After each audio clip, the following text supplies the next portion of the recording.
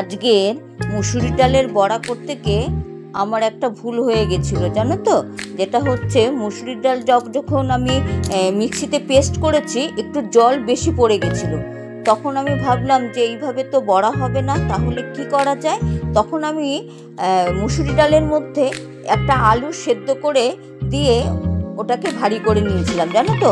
তো আমি তাই আজকে তোমাদের সাথে এটা শেয়ার করলাম।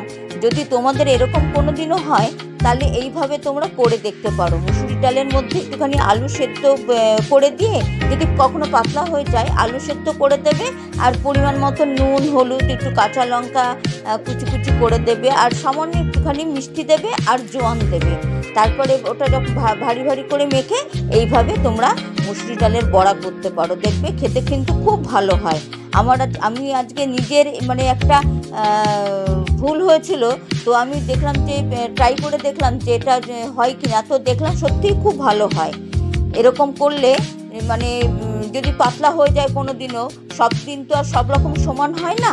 তো যদি কোনো দিন এরকম হয়, বা যদি নাও হয়, তাও যদি মুসুরি ডালের মধ্যে একটুখানি আলু মিশিয়ে তার সাথে কাঁচা লঙ্কা কুচি কুচি করে, নুন হলুদ পরিমাণ মতো, একটুখানি মিষ্টি পরিমাণ